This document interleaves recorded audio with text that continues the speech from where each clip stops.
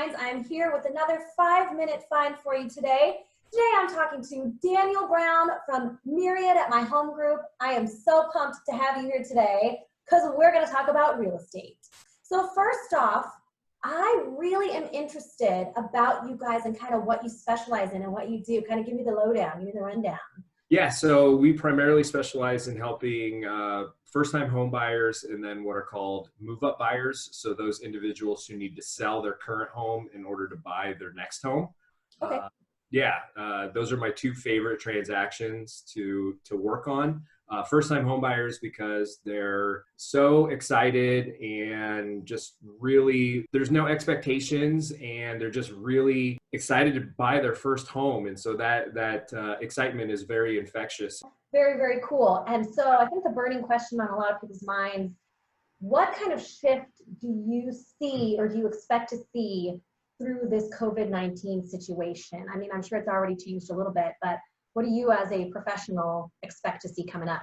Actually, what we end up arguing with or discussing a lot rather is people think that home values are going to start to decline due to what's happening with COVID-19. And the reality is that they're really not. So if you take the Great Recession, for example, home values peaked in 2005, but it wasn't until midway through 2007, almost 2008, where we actually started seeing the crisis hit. So the real estate market tends to act 6 months to 2 years to what's happening in real life. So with COVID-19, I think it's reasonable to expect that this is going to be relatively short-lived to where there's not going to be a dramatic impact on housing values. In fact, in most areas of the country, we're still seeing property values go up. They're appreciating because demand is still outlasting supply. Well, that's great news. But going into a little bit more about you, you have a podcast.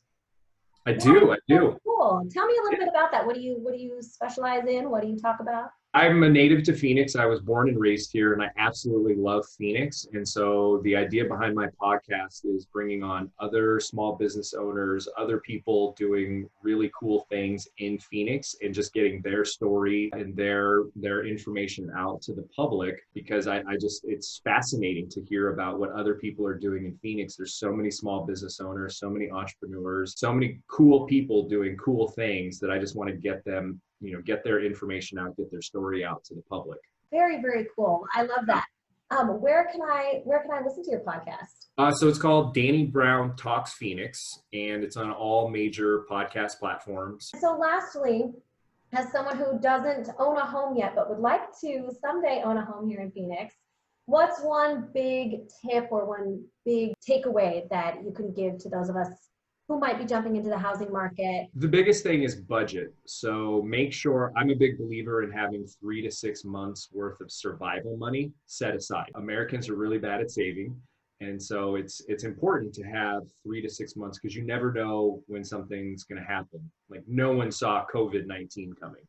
And it's really important to have 3 to 6 months worth of funds set aside. I think that is more important and the first thing that you should do before buying a home. And then the other big thing is that you don't need 20% down to purchase a home. You can purchase a home for as little as 3% down. And I also am a believer in keeping more of your cash for you. When interest rates are as low as they are right now, if you factor in the cost of inflation, which the Fed's target is around 3%, when a mortgage rate is around 3%, it's almost like free money. So keep your cash invested into other things that can earn you a higher return on your investment. And this is where, I like Dave Ramsey a lot, but where he and I kind of disagree, that put as little money down as you possibly can on the purchase of your home and invest in other things. And then if you look at your mortgage, rather than looking at it as a debt, but more of a forced savings account, so whatever that monthly payment is that you're putting into it every single month, you're going to eventually get that back, plus the appreciation of the property.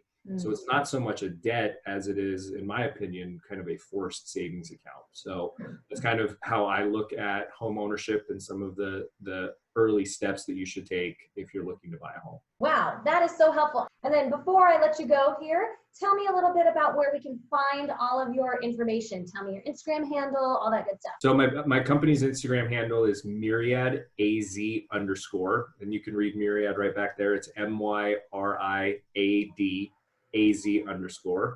Mine is Danny Brown AZ. Of course, you can subscribe to our podcast, Danny Brown Talks Phoenix, and we're on all other major social media platforms, Facebook, Instagram, awesome. LinkedIn's a big one. So we're all over the internet. Thank you so much, Danny. Thank you for being here. Have a great day. Thank you for having me. I appreciate it. Absolutely. Tried to catch up a little bit, and I was like, ooh, we're getting into it today. This is going to be okay.